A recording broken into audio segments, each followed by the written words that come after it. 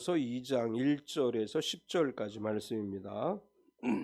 에베소서 2장 1절에서 10절까지 제가 가지고 있는 성경은 신약 성경 310페이지에 있습니다.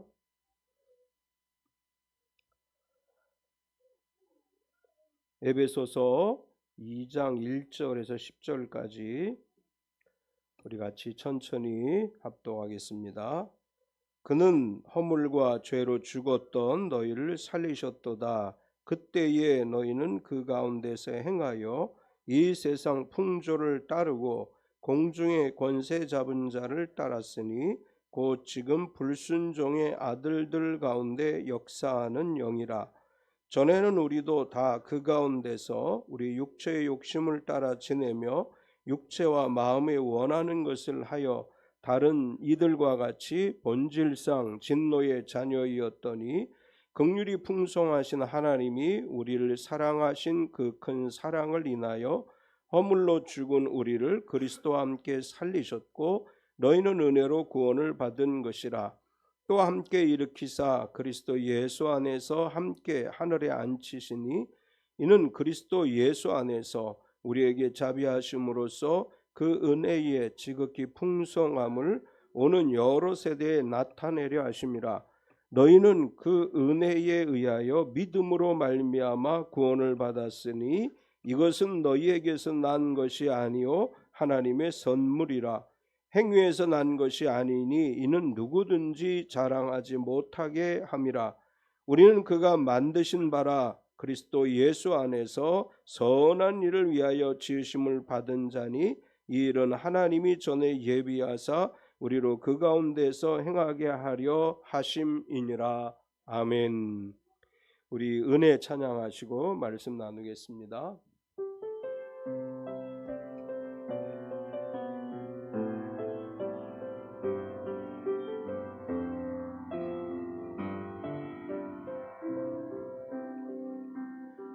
내가 누려왔던 모든 것들이, 내가 지나왔던 모든 시간이, 내가 걸어왔던 모든 순간이 당연한 것 아니라 은혜였소. 아침 해가 뜨고 저녁에 노을, 봄의 꽃향기와 가을의 열매, 변하는 계절의 모든 순간이 당연한 것 아니라 은혜였소. 모든 것이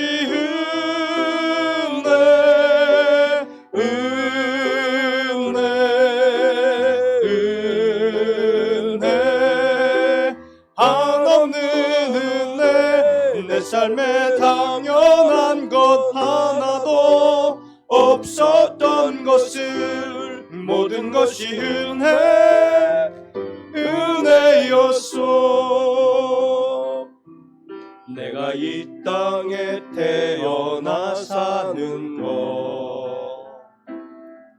어린아이 시절과 지금까지 숨을 쉬며 살며 꿈을 꾸는 삶, 당연한 것 아니라 은혜였소. 내가 하나님의 자녀로 살며 오늘 찬양하고 예배하는 삶, 복음을 전할 수 있는 축복이 당연한 것 아니라 은혜였소. 모든 것이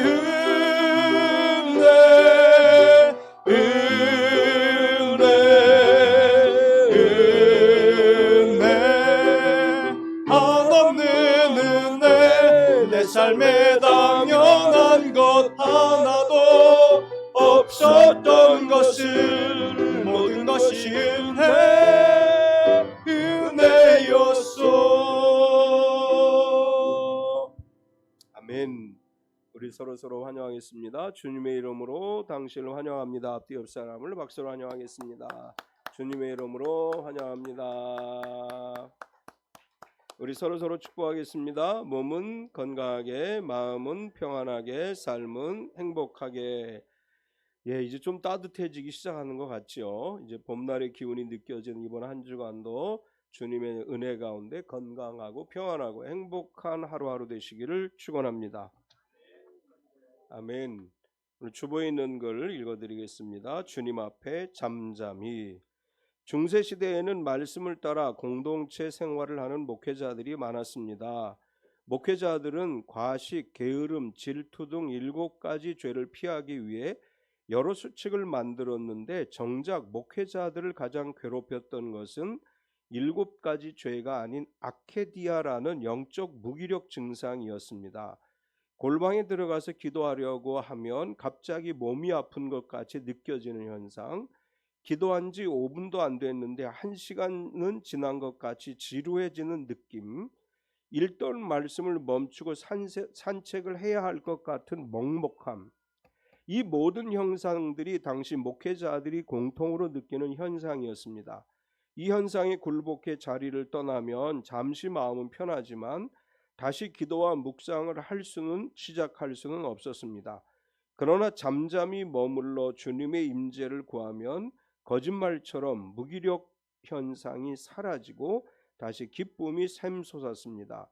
그런 이유로 당시 목회자들은 아케디아를 극복하는 가장 좋은 방법은 주님을 구하는 장소에서 머물러 버티는 것이라고 가르쳤습니다. 하나님과 가까워지는 것은 마귀가 가장 싫어하는 일이며 극심하게 방해하는 일입니다. 우리가 마귀를 대적하면 마귀는 물러갑니다. 이미 승리하신 주님을 믿고 나약한 나의 마음과 믿음까지도 잠잠히 주님 앞에 내어놓으며 승리하십시오.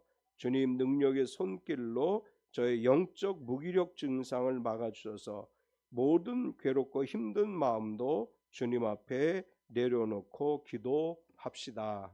아멘. 유혹하는 게 참 많죠. 기도하려고 하면 너무 오래 하는 것 같고 성경을 읽으려면 자꾸 딴 생각이 나고 잘 극복하고 우리가 온전히 믿음 안에 서는 그런 삶이 되어야 될 줄 믿습니다. 우리가 예수님을 믿는 것을 가장 잘 표현한 성경 구절이 뭘까 생각해 보니까 고린도후서 5장 17절의 말씀이 예수님을 믿는 것을 가장 잘 표현한 구절이라고 생각합니다. 그런즉 누구든지 그리스도 안에 있으면 새로운 피조물이라 이전 것은 지나갔으니 보라 새 것이 되었도다. 예수님을 믿기 이전과 예수님을 믿은 다음을 설명하는 가장 적절한 표현은 새로운 피조물이 됐다라고 할 수 있습니다. 오늘 바울 사도를 통해서 에베소 교회 성도들에게 그리고 이 시대를 살아가는 모든 그리스도인들에게 예수님을 믿기 이전의 삶과 예수님을 믿음으로 고백한 뒤의 삶이 전혀 다르다는 것을 이야기해 주고 있습니다. 예수님을 믿는 것과 다른 종교와의 차이를 말한다면 다른 종교는 행위가 중요합니다. 참선을 한다든지 무슨 제사를 지낸다든지 이런 행위들이 다른 종교에서는 매우 중요한 요소인데 예수님을 믿는다는 것에 있어서 중요한 것은 우리가 어떤 일을 했느냐가 아니고 믿는 것이 중요한 것입니다. 믿음으로 하나님의 은혜를 입는 것이고 믿음으로 하나님 나라의 백성이 되는 것이다. 이것이 기독교의 진리입니다. 하나님을 믿는다는 것은 우리의 수고와 노력으로 어떤 결과를 얻는 것이 아니고 모든 것이 하나님의 은혜로 되는 것이고 우리는 하나님의 은혜로 구원을 받고 은혜로 하늘의 복을 받은 것에 감사하면서 은혜 받은 사람으로서 은혜 받은 사람답게 살아가는 것이 그리스도인의 삶이라고 말할 수 있습니다. 우리가 하나님께 감사하면서 살아가는 것은 우리의 힘과 노력으로 구원을 받는 것이 아니고 모든 것이 전적으로 하나님의 은혜로 된 것이기에 그것이 우리가 가지고 있는 가장 큰 은혜고 축복인 줄 믿습니다. 사순절 네 번째 주일을 보내면서 오늘 본문 말씀을 중심으로 해서 은혜로 받은 구원이라는 제목으로 함께 은혜를 나누려고 합니다. 우리가 하나님의 은혜로 구원받은 성도가 된 것에 대해서 바울 사도는 과거의 나, 예수님을 믿기 이전의 나와 예수님을 믿고 구원받은 나는 어떻게 달라진 것인가를 이야기하고 있습니다. 바울은 우리가 예수님을 믿기 전에 어떤 신분의 사람들이었는가를 먼저 이야기하면서 예수님을 믿음으로 우리가 구원받은 성도가 됐고 이것은 전적으로 하나님의 은혜이다 이렇게 이야기하는데, 예수님을 믿기 이전에 우리는 어떤 사람들이었을까요? 오늘 성경을 통해서 바울은 첫 번째로 이렇게 이야기를 하죠. 허물과 죄로 죽었던 우리들이다 이렇게 이야기를 해요. 바울은 예수님을 만나기 전 우리들은 어떤 존재였느냐? 허물과 죄로 죽었던 사람들이다 이렇게 정의를 합니다. 우리가 예수님 믿기 이전에도 착한 일 많이 하고 선하게 살려고 노력을 했고 누가 봐도 좋은 사람이라고 인정받을 만한 삶을 살아왔나요? 아니면 예수님을 믿기 이전에 사람들에게 손가락질을 받을 만한 일을 하면서 못되게 살아왔나요? 대부분의 사람들에게 물어보면 이렇게 대답을 많이 하죠. 나는 그래도 선하고 착하게 살려고 노력했어 이렇게 이야기를 해요. 우리가 흔히 하는 말 중에 내가 하면 로맨스고 남이 하면 불륜이다 이런 말을 하지요. 이제 우린 대부분이 이렇게 생각해요. 나는 다른 사람보다 거짓말도 좀 덜한 것 같고 다른 사람보다 덜 악하게 산 것 같고 다른 사람보다 착한 일을 많이 하고 산 것 같아 이렇게 자부심을 가지고 이야기를 해요. 이제 누구나 다 그렇게 이야기해요. 혹시 나는 다른 사람보다 악하게 살았어 이렇게 얘기하시는 분 계신가요? 다 누구나 그렇게 얘기해요. 다른 사람이 어떻게 평가하든지 상관없이 나는 선하게 살았다, 나는 착하게 살았다 이렇게 말하고 또 그런 자부심들이 다 있습니다. 그런데 하나님의 눈으로 볼 때 이 땅에 살아온 모든 사람들은 다 거기서 거기에요. 하나님의 관점에서 보면 이렇게 성경은 이야기하죠. 의인은 없나니 하나도 없다. 이게 성경의 관점이에요. 우리는 스스로 나는 그래도 착하게 살려고 살았어, 나는 그래도 선하게 살려고 노력했어, 나는 그래도 법을 잘 지키려고 노력했어 이렇게 이야기할지 모르지만 하나님의 눈으로 바라본 인생은 다 똑같은 죄인이라고 하는 거예요. 우리가 생각하기에 죄가 크다 작다 판단할 뿐이지 하나님의 눈으로 바라본 인간은 다 허물과 죄로 죽었던 존재라고 하는 것입니다. 우리가 허물과 죄로 죽었다 이렇게 이제 바울은 표현하면서 이 허물과 죄로 죽었다고 하는 말이 갖고 있는 의미를 어떻게 설명해 가고 있는가 하면, 지구상에 살아가는 모든 사람들은 예수를 믿기 전에 허물과 죄 가운데 살았다 이렇게 정의를 해요. 1절과 2절을 보면 그는 허물과 죄로 죽었던 너희를 살리셨도다. 그때에 너희는 그 가운데서 행하여 세상 풍조를 따르고 공중의 권세 잡은 자를 따랐으니 곧 지금 불순종의 아들들 가운데서 역사하는 영이라. 여기서 바울은 이렇게 얘기해요. 허물과 죄로 너희가 죽었었어. 그런데 허물과 죄로 죽었던 인생은 어떤 삶을 살아온 사람들이냐? 그 가운데서 행했다 이렇게 표현을 했어요. 그 가운데서 행했다고 하는 것은 1절에서 허물과 죄를 이야기하는 것입니다. 우리는 예수님을 만나기 전에 우리가 스스로 나는 선하게 살았어, 착하게 살았어 라고 스스로 자부심을 가질런지는 모르지만 하나님이 볼 때 우리는 허물과 죄 가운데 살던 사람들이에요. 허물과 죄 가운데 살았던 우리들의 모습이 바로 하나님 눈에 비추어진 예수님을 믿기 이전의 우리의 모습이라고 하는 것입니다. 이렇게 허물과 죄 가운데 살았던 사람들은 이 세상의 풍조를 따라 살아간다. 또 이렇게 바울은 이야기를 합니다. 2절을 다시 보면 그때 너희는 그 가운데서 행하여 이 세상 풍조를 따르고, 이제 이 세상 풍조를 따르다라고 하는 말이 갖고 있는 헬라어의 의미는, 이제 풍조라고 하는 헬라어가 아이오나라고 하는 단어를 쓰는데 이것은 두 가지로 해석이 가능하다고 이야기합니다. 이 아이오나라고 하는 헬라어는 종교 혼합주의가 신화적 개념으로 신약 성경에 스며든 것이다. 이제 이렇게 해석하는 사람들이 있어요. 그러니까 이 풍조라고 하는 게 뭐냐? 그 시대의 그리스 로마 신화의 입각에서 다신론을 따르고 하나님을 믿는다고 하면서도 우상 숭배적 사상이 혼합되어서 나타난 현상이다. 이렇게 정의할 수 있습니다. 우리가 예수님을 믿는다고 하면서도 여전히 미신적 사고를 가지고 있다든지 우리 민족이 가지고 있는 전례적인 그런 어떤 풍속도를 내 안에 가지고 있다면 그것이 세상 풍조다. 이렇게 이제 해석할 수 있다고 하는 거예요. 두 번째 해석은 그리스도인이 되기 이전의 에베소 교인들은 악한 세대와 이 세상의 지배 가운데 살아왔고 이 세상 사람들이 가지고 있는 습관을 따라서 살아왔다. 이렇게 이제 해석할 수 있습니다. 이 시대의 풍조라고 하는 것은 이 시대의 관점이라고 말할 수 있고 그것은 곧 허물로 죄로 가득 차 있는 세상이다. 이렇게 말할 수 있습니다. 예수님을 믿기 이전에 우리의 가치관은 세속적인 가치관이었다라고 할 수 있고 예수님을 믿은 뒤에 우리의 가치관은 어떻게 바뀌어야 되느냐? 성경적 가치관으로 바뀌어야 된다. 이것을 이야기하는 것입니다. 예수님 믿기 이전에 이 세상의 이 세대의 풍조를 따랐던 우리들이 이제는 예수 그리스도 안에서 성경적 가치관으로 변화된 삶을 살아가야 된다. 이렇게 이야기를 하고 허물과 죄로 죽었던 이 시대의 풍조를 따르는 사람들은 공중의 권세 잡은 자를 따랐다. 2절 중간에 보면 공중 권세 잡은 자를 따랐으나 이렇게 표현하죠. 이 공중 권세 잡았다고 하는 것은 이 세상을 영적으로 지배하는 세력들을 이야기하는 것입니다.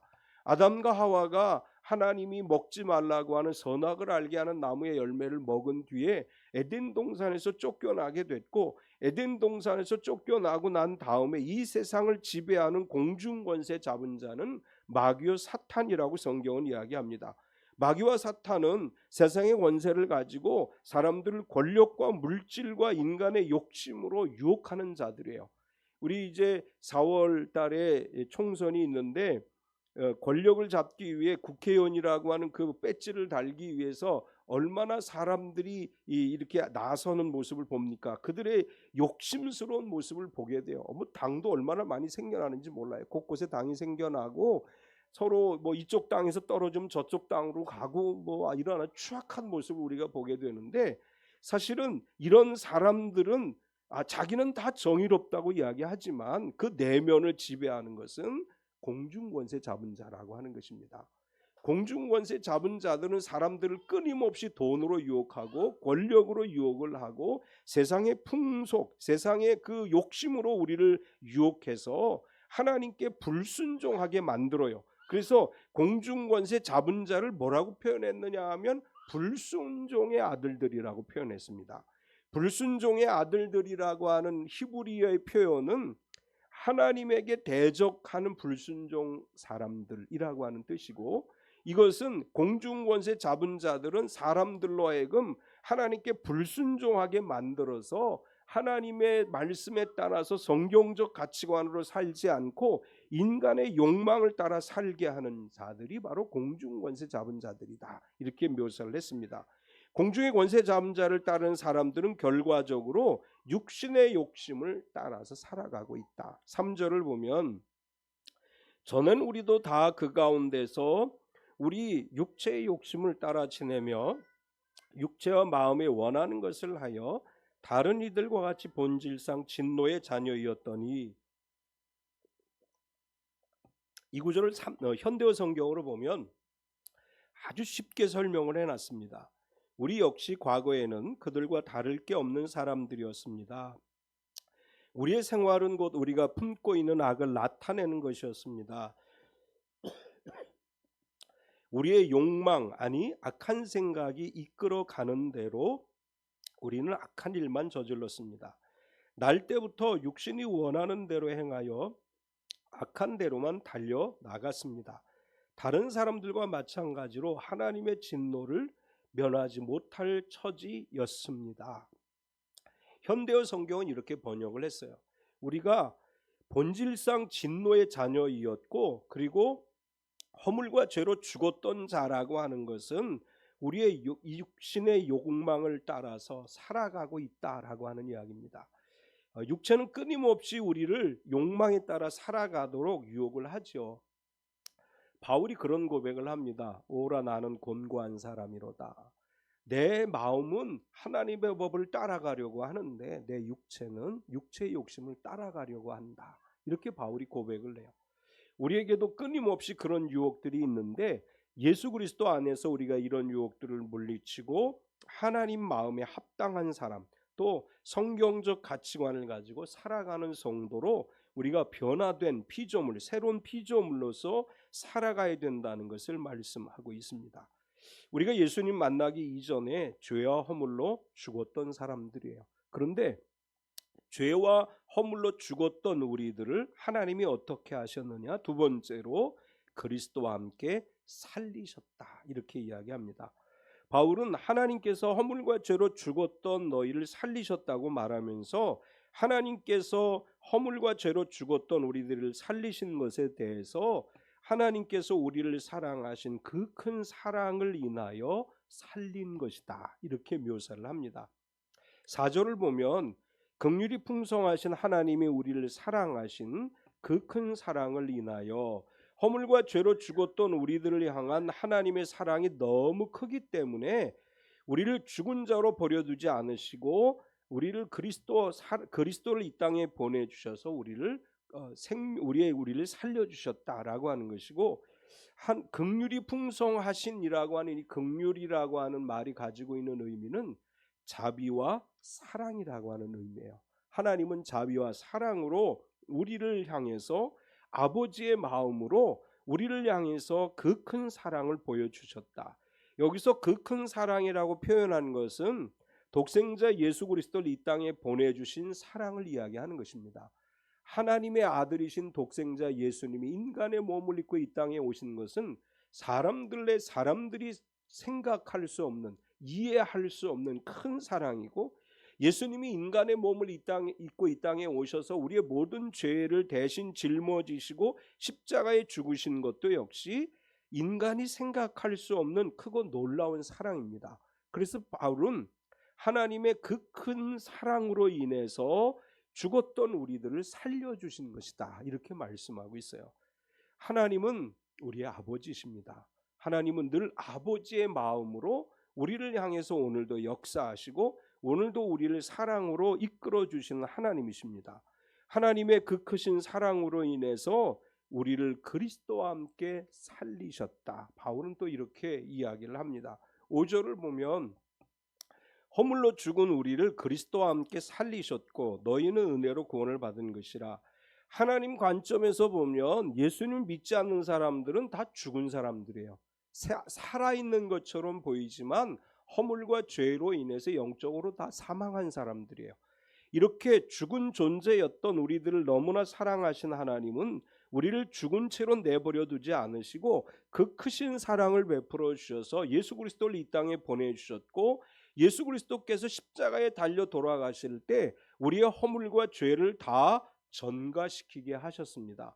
예수님이 십자가를 짊어지시고 돌아가신 것을 침례 요한은 뭐라고 표현했어요? 세상 죄를 지고 가는 하나님의 어린 양이라고 표현을 했습니다. 예수님이 십자가를 짊어지신 것은 우리의 허물과 죄를 다 대신 짊어지신 것이고, 예수님께서 다 이루었다 하실 때 우리의 죄 문제를 다 해결해 주셔서 우리가 예수 그리스도의 십자가를 의지하고 기도할 때, 회개하며 기도할 때 우리 죄가 사함을 받게 되고 우리는 의롭다고 인정을 받게 되는 것입니다. 이제 이거로 끝나는 것이 아니고 십자가에 달려 돌아가신 예수님을 하나님이 다시 살려주셨습니다. 예수님이 부활하셨습니다. 사망 권세 이기고 부활하신 예수님의 그 부활에 우리가 참여했다고 하는 거예요. 예수님이 부활하시는 그 순간 죄와 허물과 죄로 죽었던 우리들도 다 살림을 받았어요. 다 부활했습니다. 허물과 죄로 우리는 과거에 죽었던 사람들인데 예수님이 우리 죄를 대신 짊어지시고 죽으실 때 우리의 죄 문제가 해결되어졌고, 예수님이 부활하실 때 우리가 죽음에서부터 다시 살아나게 됐다고 하는 것입니다. 예수님의 죽으심과 부활하심은 우리를 영원한 죽음에서 생명으로 옮기신 축복의 사건인 것입니다. 하나님 우리를 죽음에서 살려주셨을 뿐 아니라 예수님과 함께 하늘에 앉히셨다, 이렇게 기록을 합니다. 6절과 7절을 보면 또 함께 일으키사 그리스도 예수 안에서 함께 하늘에 앉히시니 이는 그리스도 예수 안에서 우리에게 자비하심으로써 그 은혜의 지극히 풍성함을 오는 여러 세대에 나타내려 하심이라. 함께 일으키셨다고 하는 것은 예수 그리스도의 부활과 더불어 우리가 부활에 참여하게 됐다라고 하는 것이고, 예수 그리스도의 부활에 참여한 것으로 끝난 것이 아니라 예수님께서 하나님 보좌에 오르셔서 승천하셔서 하나님 보좌 우편에 계시는데, 부활에 참여한 모든 성도들을 그 하늘 보좌 우편에 앉으신 예수님께서 우리를 그 옆에 앉게 하셨다, 그런 의미예요. 우리가 단순히 예수 믿고 구원받았다고 하는 것은 그냥 마음으로 구원받았어, 이것이 아니고, 우리가 예수님을 믿는 순간에 이미 우리는 하나님의 보좌 우편에 계신 예수님과 함께 하늘에 앉은 존재가 되었다고 하는 거예요.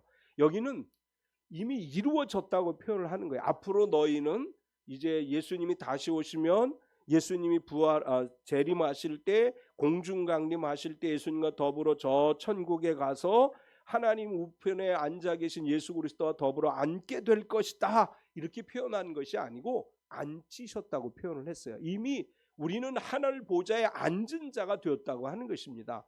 우리가 구원받은 것도 이미 이루어진 거예요. 우리가 예수님을 믿으니까 이제 죽을 때 그때 구원받는 것이 아니고, 예수님을 구세주로 영접한 사람들은 이미 구원받은 거예요. 구원이 이루어졌습니다. 또 하나님 우편에 앉아 계신 예수 그리스도와 더불어서 우리는 하늘에 앉은 사람들이 됐어요. 이것을 바울은 뭐라고 표현했습니까?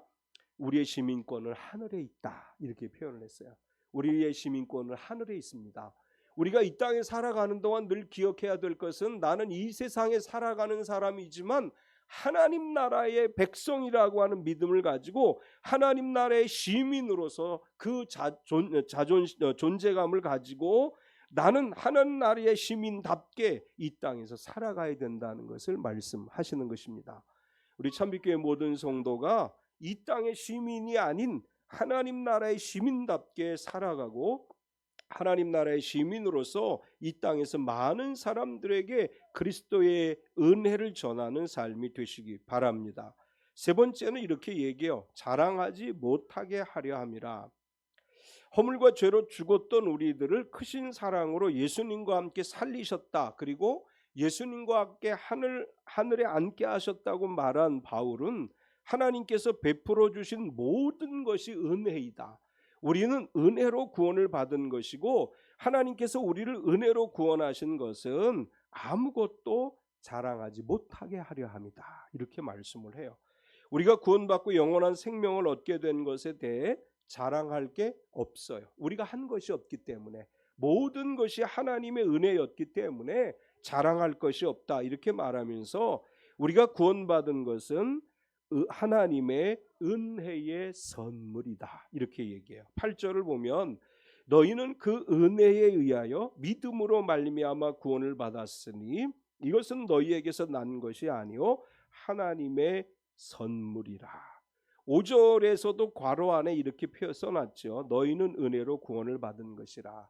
우리가 성경을 읽을 때 괄호로 쓰여진 것은 원문에는 없지만 추가적으로 해석을 했거나 아니면 다른 사본에 있는 경우에 이렇게 괄호를 치고 넣는 거예요. 여기 5절의 괄호 안에 있는 말씀은 원문에, 헬라어 원문에는 없지만 너희는 은혜로 구원을 받은 것이라, 이렇게 해석을 한 거예요. 예수 그리스도로 말미암아 우리가 은혜로 구원을 받은 것이다, 이렇게 해석을 해 주었고, 8절에서 이것은 결국 하나님이 우리에게 주신 선물이다, 이렇게 말하면서 우리에게서 난 것이 아니다, 이렇게 말해요. 우리에게서 난 것이 아니라고 하는 말은 우리의 힘과 능력과 수고로 말미암아 구원을 받은 것이 아니고 전적으로 모든 것이 하나님의 은혜라고 하는 것입니다. 우리가 은혜 찬양을 했죠. 내가 누려왔던 모든 것이 은혜이고 내가 살아가는 모든 것이 은혜예요.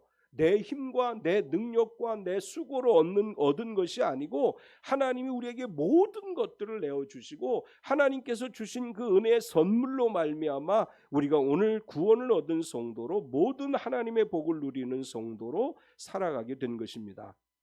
하나님은 사랑하는 자녀들인 우리들에게 은혜로 구원의 선물을 주셨고 또 은혜로 축복을 주시고 은혜로 하나님 나라의 백성으로 살아가게 하시는 줄 믿습니다. 따라서 하나님의 선물은 우리의 행위에서 난 것이 아니다, 이렇게 이야기를 해요. 구절을 보면 행위에서 난 것이 아니니 이는 누구든지 자랑하지 못하게 함이라. 이 구절도 현대어 성경으로 보면 이렇게 번역을 했습니다. 이렇게 구원은 우리가 선한 일을 하여 받은 보수가 아니므로 아무도 자신의 선행을 내세워 자랑할 수 없습니다. 바울 사도는 우리가 무엇인가를 했기 때문에 구원받는다면 그것은 내가 한 것에 대한 대가이지만 우리가 구원받은 것은 내 노력에 의해서 받은 것이 아니고 하나님의 은혜로 받은 것이다, 이렇게 설명해 주고 있습니다. 로마서 4장 4절에 보면 바울은 또 이렇게 우리에게 이야기해요. 일하는 자에게는 그 삭시 은혜로 여겨지지 아니하고 보수로 여겨지거니와. 우리가 직장에 출근해서 일을 하고 월급을 받을 때 그 월급을 주는 사장님께 아우 너무나 감사해요, 이렇게 귀한 은혜를 주셔서 감사, 이렇게 생각하지 않죠? 일하는 것에 대한 당연한 대가를 받는 거다, 이렇게 생각을 해요. 우리가 구원받는 것은 그런 관점이 아니라는 거예요. 우리가 예배를 잘 드리고 헌신하고 봉사하고 헌금을 해서 하나님이 우리에게 구원을 주시는 것이 아니고 전적으로 은혜의 선물로 우리에게 구원을 주신 것입니다. 이제 그러면 우리 이렇게 생각할 수 있어요. 그래? 행위로 구원받는 거 아니야? 그럼 예수 믿으면서 무슨 짓을 해도 괜찮겠네? 사실 고린도 교회에 그런 문제들이 있어요. 고린도 교회 성도들이 바울이 고린도전서에서 이야기하려고 하는 건 그런 내용들이에요. 은혜로 구원받았다고 이야기하고 성령으로 받으면 이미 구원받은 하나님의 선물로 주신 것이다, 이렇게 이야기하니까 나는 무슨 짓을 해도 괜찮다, 이렇게 생각하고 세상 사람들조차 하지 않는 일들을 행하게 돼요. 그러니까 바울은 그것에 관해서 지적을 해요. 너희가 세상 사람들도 하지 않는 짓을 하고 있다, 이렇게 고린도전서에서 지적을 했어요. 우리가 우리의 행위로 구원받는 것이 아니기 때문에 예수 믿는다고 해서 아무렇게나 살아가도 되는 것이 아니고, 우리의 행위로 구원받은 것은 아니지만 믿음으로 구원받은 삶을 살아가야 된다고 하는 것입니다. 우린 성도답게 살아가야 돼요.